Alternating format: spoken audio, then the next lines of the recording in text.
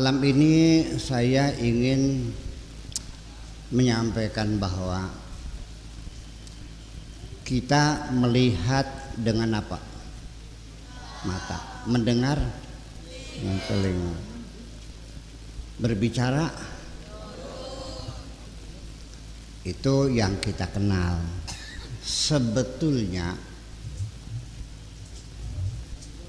kita melihat itu bisa melihat dengan pikiran, bisa melihat dengan hati, bisa melihat dengan mata, dan bisa melihat dengan ruhani.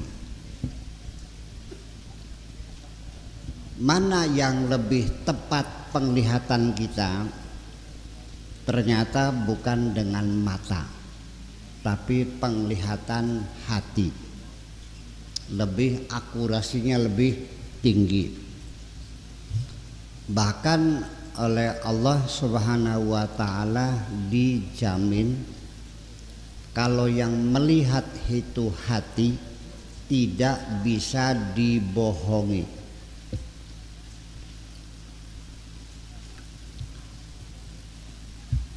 Kata Tuhan mengatakan di dalam Al-Qur'annya, maka dzabal fuadu ma ra'a. Tidak bohong apa yang dilihat oleh hati. Hati kita tidak bisa ditipu. Hati kita bisa melihat yang sebenarnya. Akurasinya dijamin, Allah yang menjamin. Kalau kamu melihatnya dengan hatimu, maka penglihatanmu tidak bisa dibohongi. Akan tetapi ketika melihatnya dengan mata, sering nggak anak-anak melihat sesuatu ternyata tidak betul penglihatannya? Sering nggak mata kamu kebobodok? Pernah nggak melihat orang yang kelihatannya kayak orang alim, orang soleh, ulama besar, ternyata penipu? Pernah nggak? Ini mata yang melihat. Asal pakai jilbab kan gitu, sama bawa tasbih, dikiranya imro'ah solihah, ternyata pelacur gedean. Mungkin nggak? Sering. Itu mata kita sering dibohongi. Oleh karena itu, malam ini saya ingin mengajak bapak-bapak, ibu-ibu sekalian. Nah, ibu-ibu tadinya biasa duduk di sini, kan di mana duduknya? Sana jauh. Halo, assalamualaikum. Ya, saya ingin mengajak bahwa jangan lagi mempercayai penglihatan mata kita. Kita pernah tertipu sekali oleh orang. Mungkin gak kita ketipu lagi oleh orang itu kedua kali? Gak bisa, udah. Sekali ketipu untuk selamanya kita tidak percaya lagi. Tetapi ketika penglihatan mata kita yang tertipu, kita masih ngotot bahwa saya melihat sendiri. Iya, colok mata nih sudah. Penglihatan mata berulang-ulang kita percaya. Pernah nggak dengar berita bohong? Masih dipercaya juga telinga kamu? Nah, ini persoalannya. Jadi oleh karena itu, malam ini saya ingin mengajak kita melihat dengan sesuatu yang lebih pasti, yaitu bagaimana hati kita bisa melihat. Kalau hati kita melihat, dijamin oleh Allah, maka dzabal fuadu ma ra'a. Tidak bohong apa yang dilihat oleh hati. Nah, banyak hal kita tidak bisa melihat. Ternyata Kata Al-Quran lagi, yang buta itu bukan matamu, matamu melihat, tetapi yang buta itu hatimu.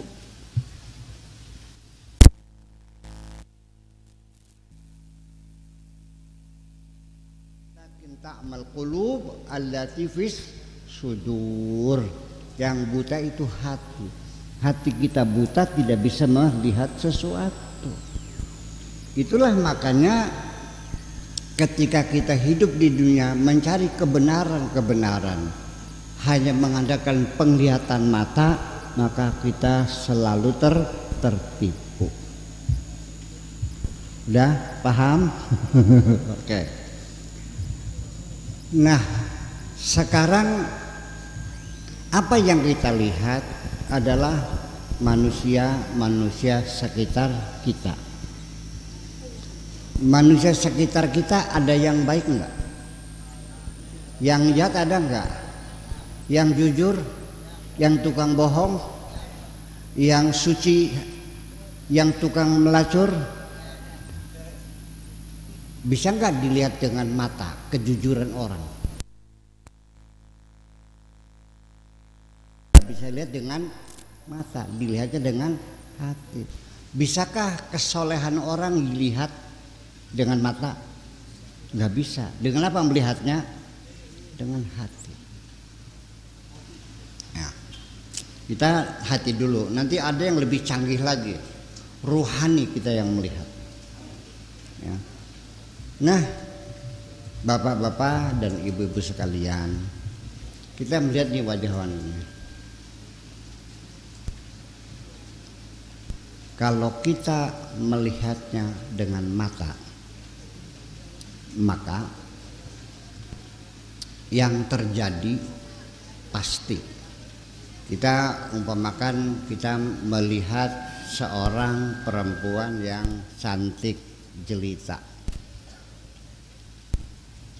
1, 2, 3, 4, 5, 6, 7, 8, 9, 10, 11, 12 orang. Ada seorang perempuan lewat. Bapak-bapak melihat dengan mata. Begitu lewat perempuan, saya tanya, bagaimana menurut Pak Kiai? Ya sedang lah. Ya sebelahnya kemana? Ya lumayan tenimbang di sepak jaran mah. Yang satunya lagi gimana? Ah jelek. Yang satu lagi, wah cantik. Sebelah, oh cantik sekali. Menurut kamu mana? Luar biasa. Bayangkan, mata kita melihat kecantikan berbeda. Kenapa? Karena mata kita adalah anggota badan kita, ya, merupakan panca indera kita, dan itu pasti subjektif. Ngerti? Subjektif.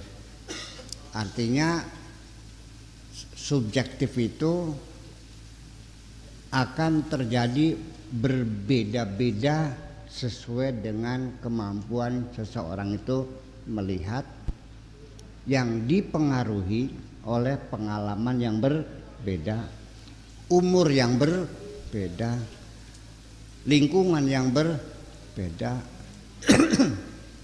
ilmu yang berbeda, kekayaan yang berbeda, maka menimbulkan pendapat yang berbeda-beda.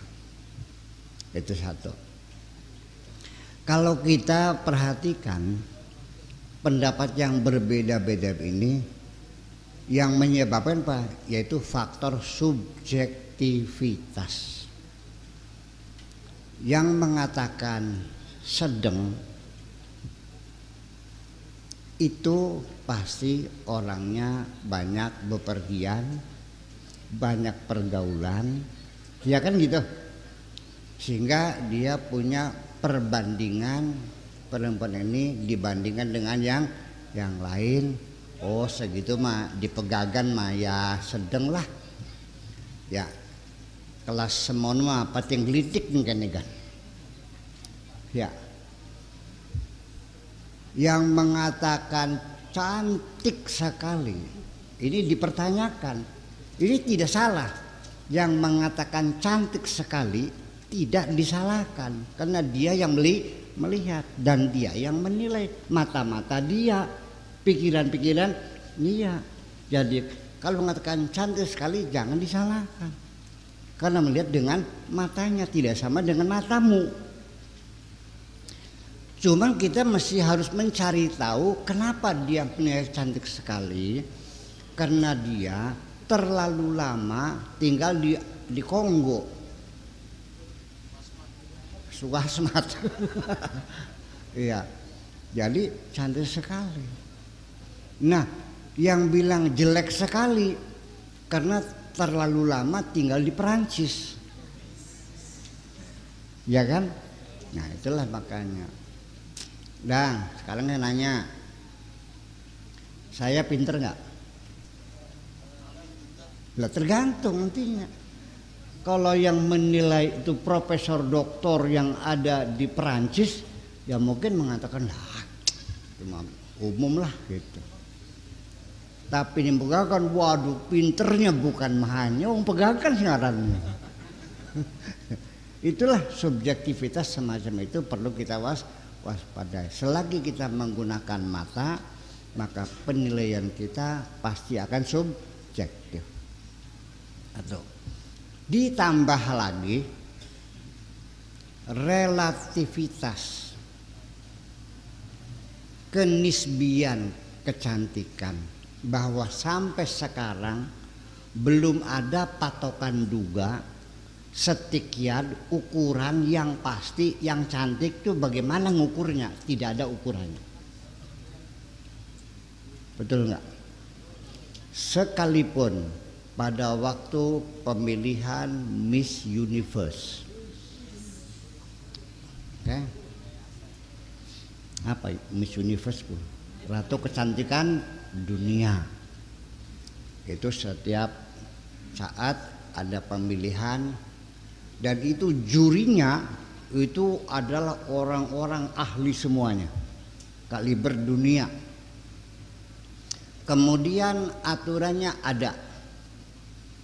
Jadi poin-poin kriteria-kriteria yang menjadi bahan penilaian ada 3. Nih, saudara tahu. Ada 3 kolom penilaian. Itu disebut dengan triple B. B, triple B. B itu behavior, tingkah laku, sopan santun, penampilan, behavior. Kemudian yang kedua brain, kecerdasan otaknya. Yang ketiga baru beauty, kecantikannya. Yang behavior ukurannya adalah bagaimana cara dia berjalan. Ya. Apa jalannya digasruk dah? Ya, apakah matanya tilang-tilong barangkali? Apa digeol-geol? Ya kan begitu. Nah, cara berjalan yang paling bagus seperti jalannya entong. Tahu entong? Ketawa lu, kayak berubah itu, gitu. Ya, kayak jalannya entong. Oke, itu dari sisi behavior. Ada ukuran standarnya. Kemudian dari ukuran brain, kecerdasan, pengetahuan bahasanya, pengetahuan umumnya, kita geografis, sejarah, antropologi, semuanya kecerdasannya. Jadi bukan hanya cantik aja. Ratu kecantikan dunia itu bukan hanya cantik bodinya saja, bukan hanya wajahnya saja, tapi juga otaknya cerdas, perilakunya juga bagus, ya, dan juga begitu kepada beauty ada ukurannya. Pinggangnya berapa senti, bokongnya berapa senti, buah dadanya berapa senti, ukuran alis dengan hidung berapa senti, bibirnya, semuanya ada. Begitu lengkapnya aturan-aturan untuk menilai kecantikan. Tetapi nyatanya begitu dewan juri merekam, ternyata berbeda pendapat. Banyak terjadi setelah keputusan ini yang menang, banyak yang protes. Lah, sampai saya sendiri pernah, nggak tahu lupa tahun berapa, orangnya orang color, ya orang apa namanya, berkulit coklat bukan putih, orang Afrika, bibirnya lebar, cakep, mulutnya lebar, rambutnya keriting begitu, kok bisa jadi sama? Nah, jadi walaupun ada itu hanya sekedar mendekati, tidak ada ukuran yang pas. Nah, itu kecantikan yang zahir. Nah, kalau kecantikannya kecantikan batin yang disebut dengan aura, yang disebut dengan nur dan cahaya, yang disebut dengan sima, ya, disebut dengan apa lagi? Banyak sekali istilahnya, aura, sima, nur, cahaya. Tentu melihatnya tidak dengan mata. Oke. Ini anak-anak di sini dan ini orang tua pasti tidak sama. Anak sing pesek, ada yang mancung, ada yang menonjol seperlunya,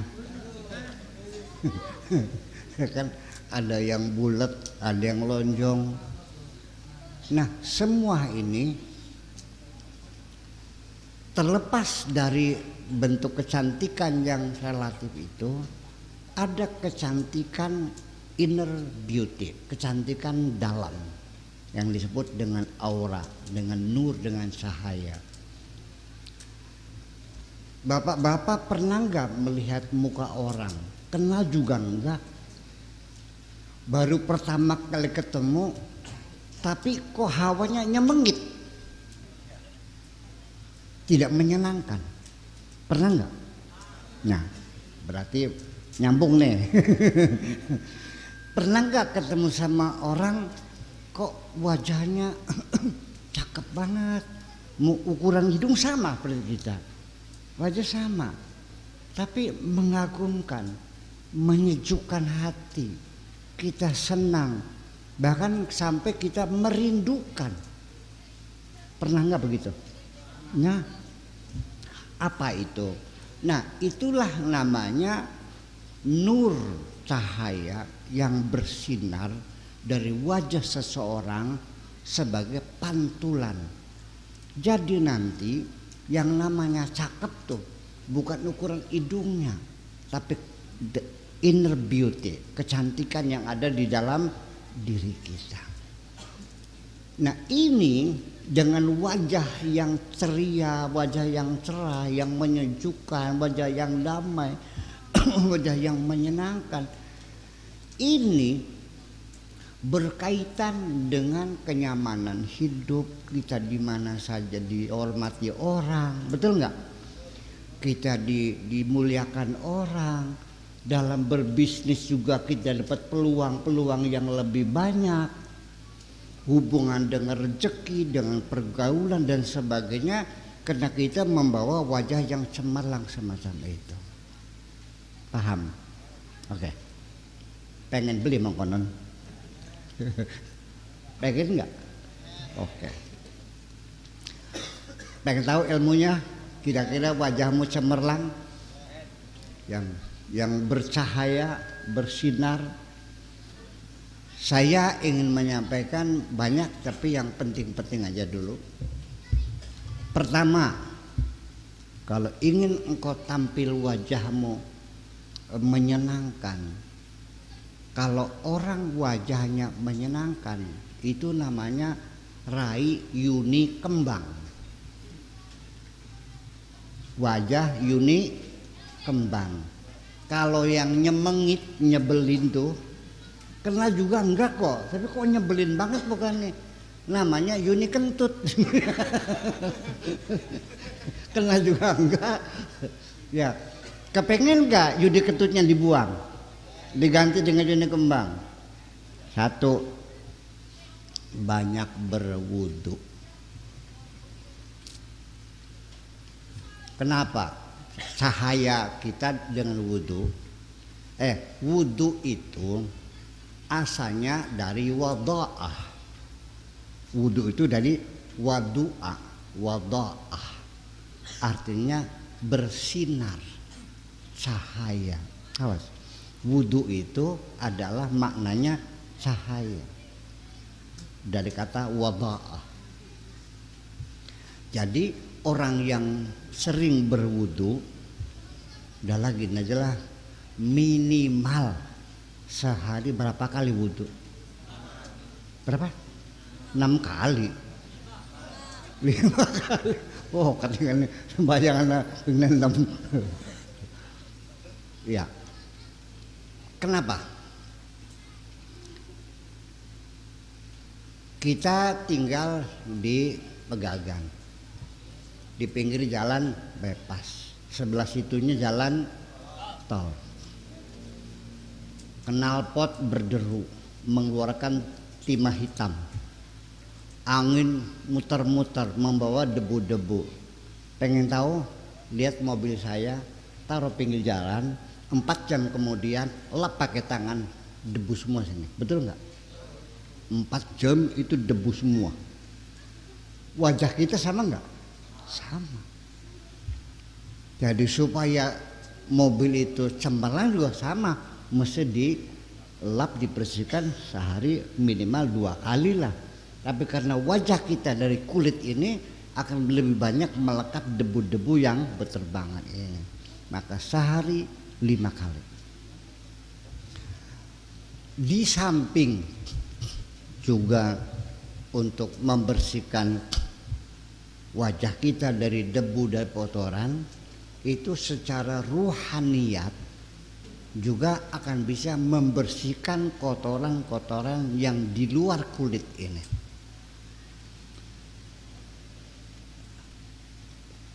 Artinya seharusnya kalau kita lihat di Al-Quran lagi, kan Allah mengatakan inna sholata tanha anil fakhsya'i wal munkar. Sholat itu mencegah kejahatan dan kemungkaran. Betul nggak? Oke. Ada nggak orang yang sholatnya rajin tapi rerasannya rajin? Rerasan tuh ngumpat orang gitu, caci maki orang. Ada nggak orang yang sholatnya jalan tapi kalau malam minggu kegeronggong? Ada nggak?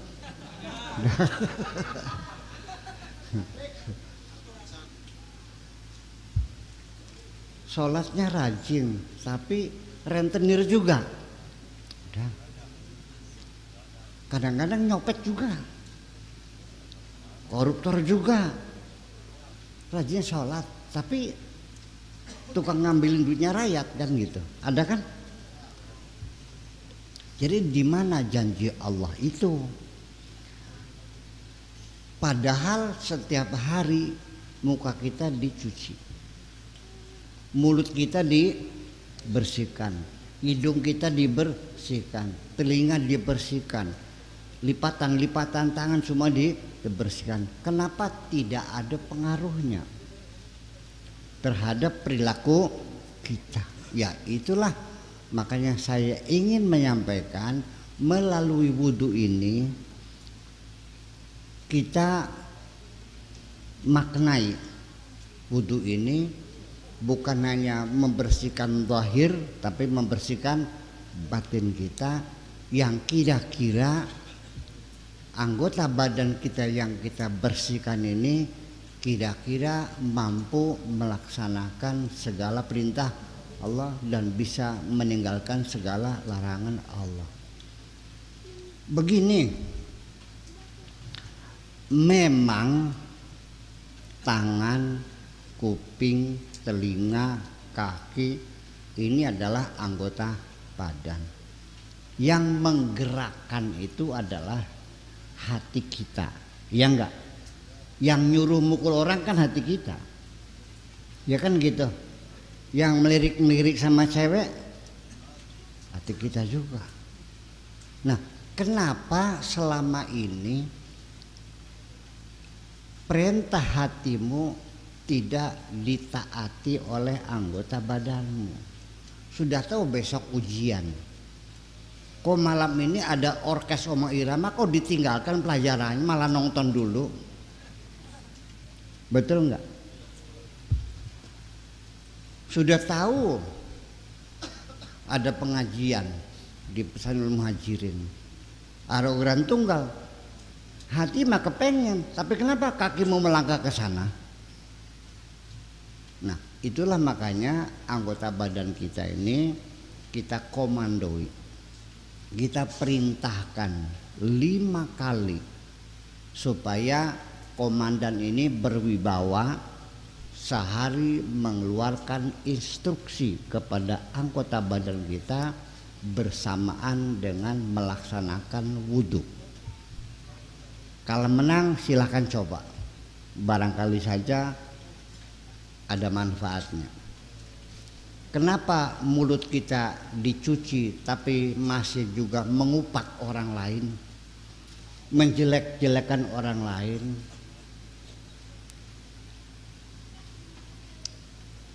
Mulai besok bapak-bapak, ibu-ibu ketika berwudu jangan menghitung 1, 2, 3. Katakan begitu berkumur-kumur, wahai mulutku, katakan yang benar. Kuprut, kuprut, kuprut, prot. Berkumur yang kedua, wahai mulutku, katakan yang benar. Kuprut, kuprut, prot. 3 kali mulut kita diperintah sekali wudu. Kali 5 kali, berarti berapa kali instruksi? 15 kali. Masa nggak nurut-nurut? Ya. Udah. Ketika kita mencuci muka, hidung ya, katakan wahai hidungku, sedotlah aroma yang harum-harum, ya kan?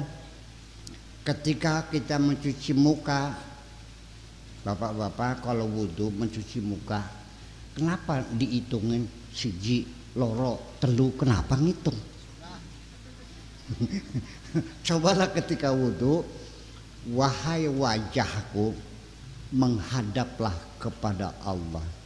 Inni wajjahtu wajhiya lillazi fataras samawati wal ardh. 3 kali sekali wudhu kita perintahkan muka menghadap Allah. Begitu enggak kalau wudhu? Enggak. Nah, ngitung ya? 1, 2, 3 gitu. Pantes. Ketika kita mencuci tangan, wahai tanganku, laksanakan segala perintah Allah. Ketika kita mengusap kepala, wahai kepalaku, pikirkan kebesaran Allah. Dan ketika kita mencuci kaki, wahai kakiku, melangkahlah di jalan Allah. Terus setiap hari kita komandoi anggota badan kita, insya Allah yang tadinya binal lama-lama insya Allah nurut. Amin. Nah, itu wudhu di samping untuk pembinaan ketaatan kita kepada Allah, juga wudhu itu akan menimbulkan sinar yang cemerlang yang kita rasakan. Melihatnya tidak dengan mata, Pak, dengan hati kita. Saya bisa membedakan perempuan yang cantik jelita, pipinya diamplas, di skincare di sana setiap hari, ya kan, pakai shadow, pakai maskara, alisnya tebal, ya kan gitu, pakai lipstiknya Yves Saint Laurent, oke. Tetapi kalau orang itu tidak pernah berwudu, busem, tidak cerah. Tapi kalau orang yang tiap hari berwudu, sekalipun orangnya hitam, hitam manis. Kalau hitam manis itu pandang tak jemu. Anak-anak nggak paham lagu hitam manis pandang tak jemu, ya. Belum lahir kamunya ya. Nah, artinya kita bisa sadar orang yang biasa berwudu wajahnya lain, bagian ireng nggak ngincelong, iya, ada aura yang bisa kita rasakan. Itu. Wes paham? Gitu. Nah, kalau bisa lebih dari 5 kali itu mau bersama sholat aja, ya kan gitu. Syukur-syukur ya jam 10 kan bis subuh, jam 10 wudu. Nanti zuhur ya wudu, nanti jam 2 ya wudu lagi, tambahan gitu. Wudu daim juga mungkin anak-anak belum bisa ya, tapi yang sering-sering saja. Semakin sering kita berwudu, semakin menimbulkan kecemerlangan dalam aura kita itu. Yang kedua adalah qiyamul lail, bangun tengah malam. Itu juga akan membawa aura yang indah di wajah kita. Karena tetapi nanti begini, tengah malam juga coba dibiasakan bangun malam, tapi di ruangan yang jangan terang benderang. Biasakan kulit kita ini mendapat bagian penting di malam hari dengan di ruangan yang gelap itu. Karena energi gelap juga sama ya, membantu penyinaran cahaya kita. Itu. Nah, kemudian yang ketiga yaitu adalah kesabaran. Orang yang hatinya sabar,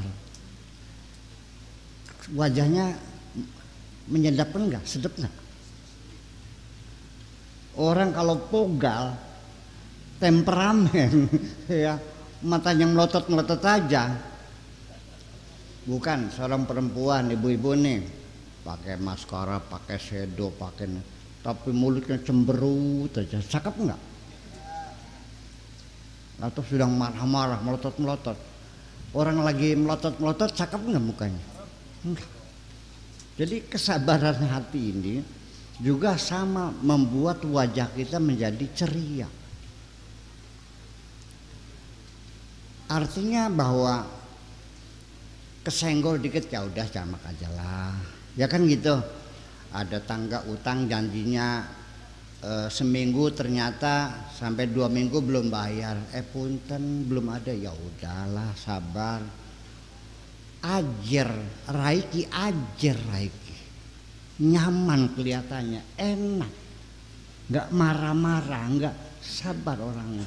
Orang yang penyabar itu juga membawa aura wajah yang nyaman dilihatnya. Percaya nggak? Bisa merasakan nggak? Bukan dengan matamu, tapi dengan hatimu melihat.